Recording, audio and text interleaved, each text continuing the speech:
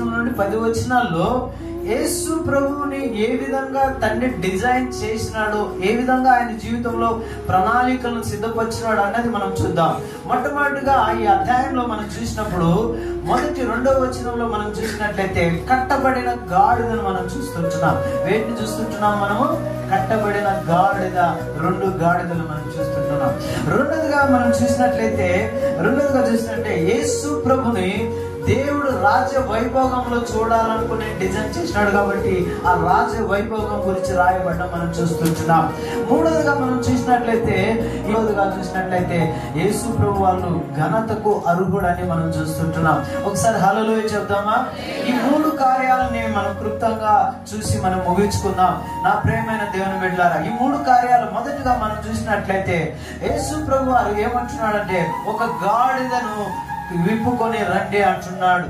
మీరు ఎదుర్కొన్న గ్రామానికి వెళ్ళి అక్కడ ఒక గాడిద కట్టబడి ఉంటున్నది. ఆ గాడిదను మీరు ఆ గాడిద పిల్లను తీసుకురావాలని అని అడుగుతున్నాడు. ఇక్కడ చూసినట్లయితే గాడిద ఉంది, గాడిద పిల్ల ఉంది. అయితే గాడిద పిల్ల కట్టబడినట్లు మనం చూస్తుంటున్నాం. హల్లెలూయా! గాడిద పిల్ల కట్టబడినట్లు చూస్తుంటున్నాం. ఎందువల్ల కట్టబడింది? ఎందువల్ల దేవుడు కట్టబడిన దాన్నే తీసుకురమ్మంటున్నాడు? ఇది ఆత్మీయంగా మనం ధ్యానించినప్పుడు ఎన్నో మర్మాలు వచ్చినాయి. ఎందుకంటే దేవుడు అవ్వ ఆదామును సృష్టించినప్పుడు వాళ్ళు స్వతంత్రులుగా చేసినాడు. ఆమేనని చెప్తామా? కాబట్టి వాళ్ళు స్వతంత్రంగా పోయి ఏ పనులన్నా తినొచ్చు, ఏమన్నా చేసుకోవచ్చు, ఎన్ని బిల్డింగ్లన్నా కట్టుకోవచ్చు.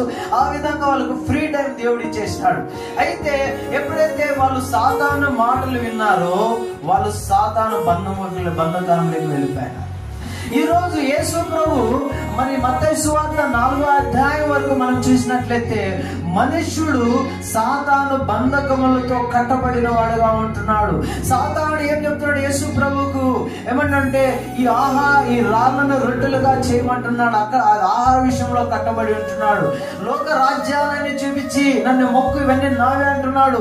లోక రాజ్యాల్లో అన్ని కట్టబడినాడు. శరీర ఆశల్లో కట్టబడినాడు. కాబట్టి స్వతంత్రుడుగా లేడు. మీరున్నారా స్వతంత్రులుగా? ఆమేన్, హల్లెలూయా. కాబట్టి స్వతంత్రులుగా మనుషులు లేరు. అంటే యేసు ప్రభు రాకముందు అందరూ కట్టబడి ఉన్నారు. ఇప్పుడు దాన్ని యేసయ్య విడిపించాలి. ఏం చేయాలి? విడిపించాలి. కట్టబడి ఉన్నాడు. ఏదో ఒక వ్యాధి, ఏదో ఒక పరిస్థితి, అప్పులు, అవమానాలు, ఎంత అద్భుతం చూడాలి. కాబట్టి తండ్రి డిజైన్ చేస్తున్నాడు. ఏమంటే యేసు ప్రభు రావాలి, ఈ గాడిద కట్లు విడిపించాలి. గాడిద గురించి మన గాడిద గుర్రాల కన్నా గొప్పవా తక్కువైనవా? చెప్పండి, మీకు ఒక పరీక్ష. గాడిద నిజం కదా? ఎట్లా చెప్తారు? ఆమేనని చెప్పండి. దేవుడు ఈరోజు మీ పరిశుద్ధాత్మ దేవుడు మీలో పనిచేస్తున్నారు. హల్లెలూయా. సాధారణంగా ఎవరిని అడిగినా కానీ మన భారతదేశంలో చాలా మంది రాజులంతా వాడేది మంచి గుర్రాలని, బ్రిటిష్ వాళ్ళు వాడేది కూడా మంచి గుర్రాలని. మరి యేసు ప్రభు ఎందుకు గాడిదని ఉపయోగించుకుంటున్నాడు? చూడండి, మా రాజు గ్రంథం 1వ అధ్యాయము 44.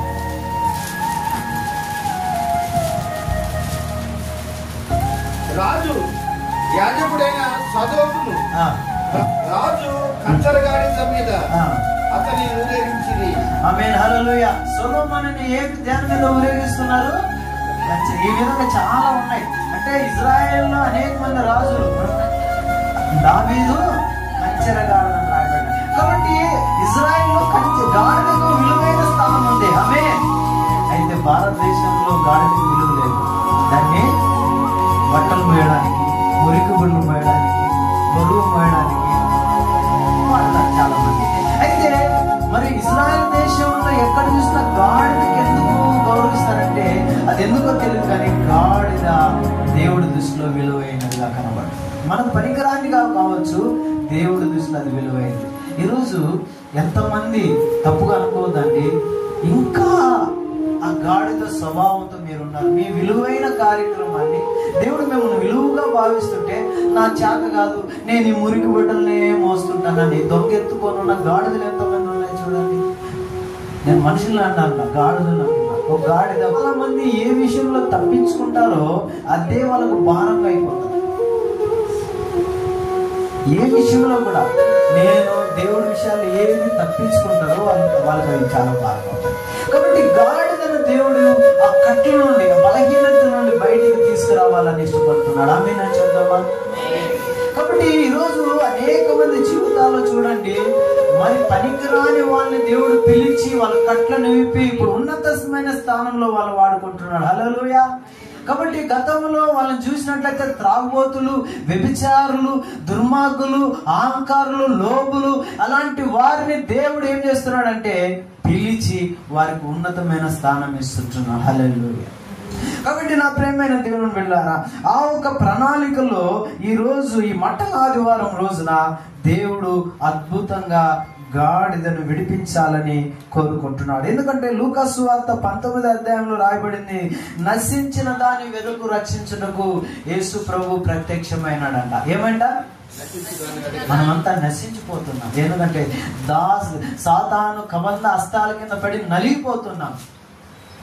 యేసు ప్రభు మనల్ని విడిపించడానికి వచ్చాడు. హల్లెలూయా. రెండోదిగా మనం చూద్దాం.